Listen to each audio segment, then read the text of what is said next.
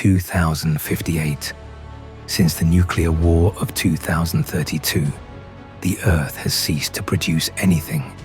The soil is barren, the forests gone, the oceans nearly dead.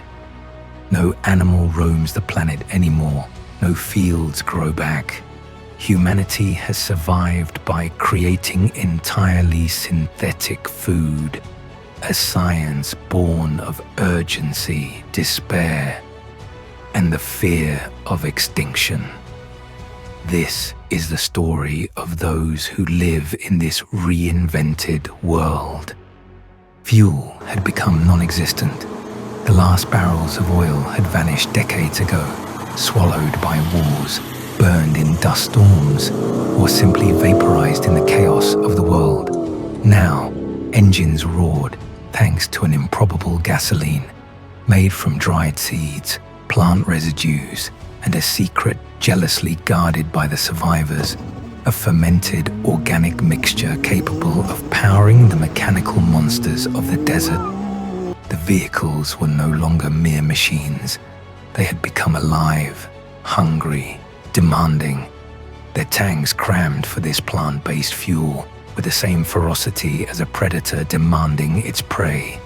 Mechanics toiled day and night in makeshift garages, squeezed by corrugated iron walls, pressing seeds, distilling plants, collecting every drop of the precious liquid.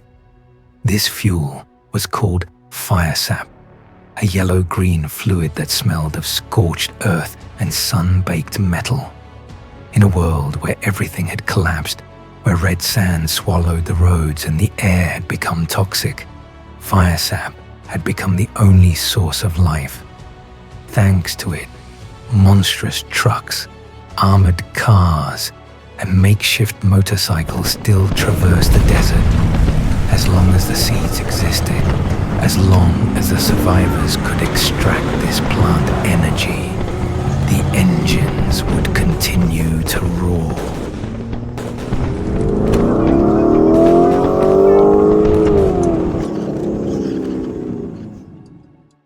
Human resilience is our last true resource, stronger than any synthetic compound we've engineered.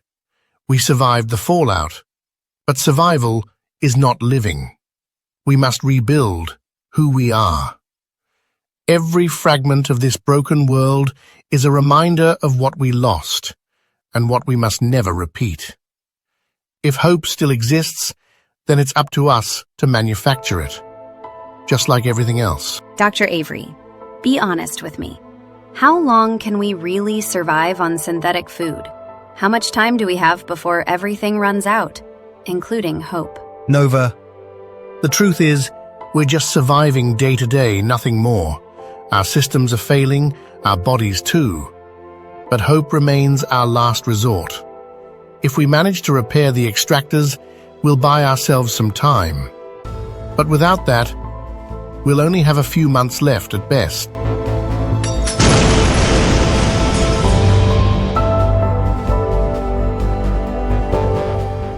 In 2058, Earth isn't a world anymore. It's a reminder. Every sunrise burns through red dust that never settles. We live stacked in metal capsules, breathing filtered air and borrowed time. But even now, humans keep hoping for a future that still feels real. Life on Earth has become unimaginably harsh. Every day is a struggle against the cold, hunger, and scorching dust. The survivors move forward with the resilience of those who have nothing left to lose.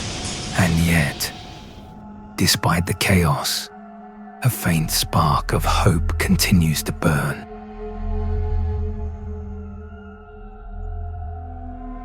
My great-grandfather told me that in 2000, children ran outside, played and laughed.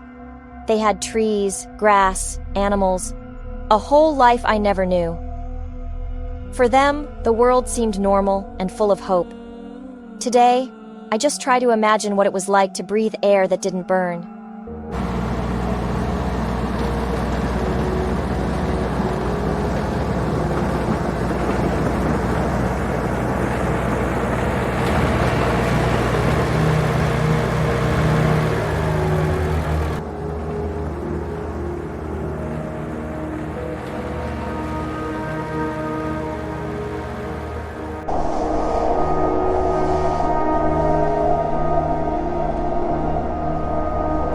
Humans now wander aimlessly, driven by a hunger that never leaves them. Day and night, they roam the ruined streets in search of the smallest scrap of food. Each footstep echoes through the ruins, a reminder of a world that no longer exists. They search, dig, turn over every stone, hoping for a miracle. In this ravaged land, survival has become their only certainty. Listen to me carefully. We have developed a nutritious food based on artificial proteins, manufactured in a laboratory. It may not be perfect, but it can save us. We will do everything we can to produce it on a large scale, and we promise to distribute this food to each and every one of you.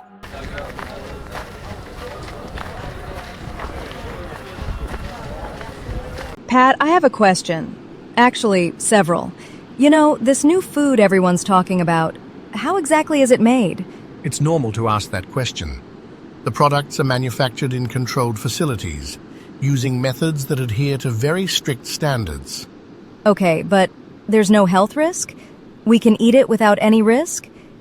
Yes, everything is tested, analyzed, and validated before being distributed. We check the quality, the ingredients, and the health impact. The controls are truly rigorous. And will there be enough for everyone? I mean, will this food really be able to feed the entire population? That's precisely the goal. The system was designed to produce enough for everyone, without waste and with better distribution. We're working to ensure that no one goes hungry. So I hope it works. It's important for the future. Deprived of agriculture, humans developed a unique system. Underground layers of fossilized protein. In rare deep caverns, geologists discovered in 2049 an ancient organic material, a kind of prehistoric biomass formed naturally millions of years ago. This substance, called PS58, contains complex amino acids, intact nitrogenous bases, molecular structures similar to those of animal and plant proteins. Scientists succeeded in reactivating it and making it the basis of synthetic food. Alimetra human food is produced in Alimetra factories, where PS58 is purified, recombined with artificial nutrients transformed into nutrient gels, powders, or energy bars. There are no more natural flavors. Everything is based on digitally coded flavors, often identical to one another.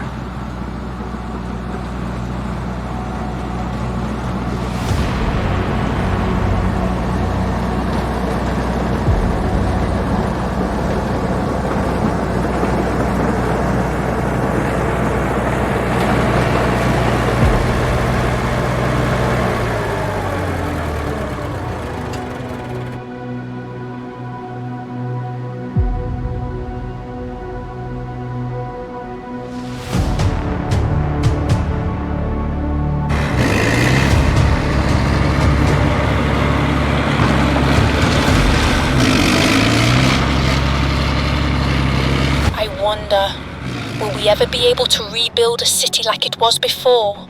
A city where the streets are filled with laughter, not dust, where children can run freely without fear, where the air is pure, light, and filled with the scents of flowers and freshly baked bread. Will all of this ever be possible again? Transformed into nutrient gels, powders, or energy bars, there are no more natural flavors. Everything is based on digitally coded flavors, often identical to one another. Elena, I wish I could tell you that yes, everything will go back to the way it was. I don't know when or how, but I believe nothing is impossible. As long as there are people like you who believe, the world isn't lost. We will rebuild, stone by stone, breath by breath, and one day, I promise you, we will breathe that pure air you dream of. Over the decades, the climate became an enemy humanity could no longer confront. To survive, secret laboratories were built, far from prying eyes, far from public debate. There, in the icy silence of sterile rooms, a forbidden project was born to create beings capable of withstanding today's devastated world. Humans designed not to live, but to endure. Thus began the era of artificial generations.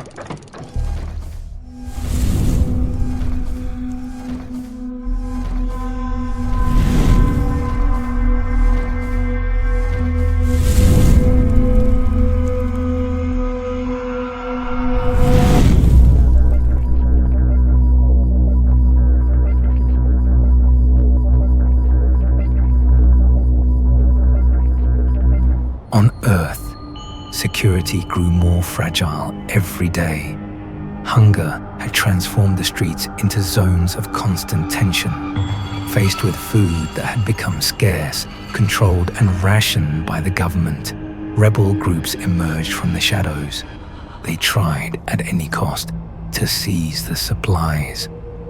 And in this broken world, every confrontation could decide who would survive the next day. Listen to me carefully.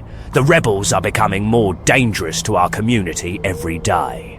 They attack our convoys, they steal our supplies, and if we don't act now, they'll end up crushing us.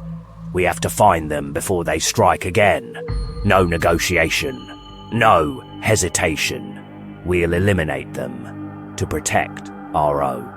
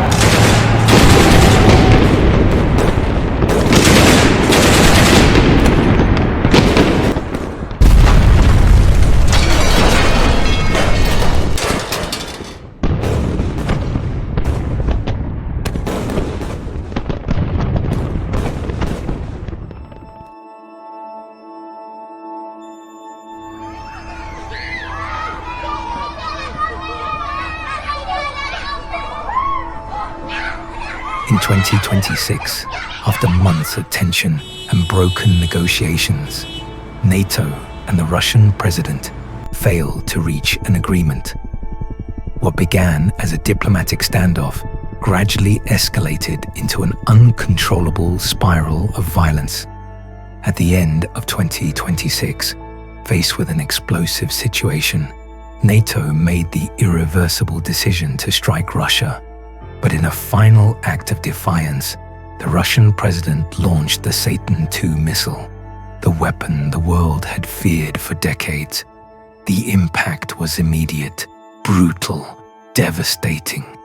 It was the end of the world as we knew it, and the beginning of an unknown era, born from radioactive silence.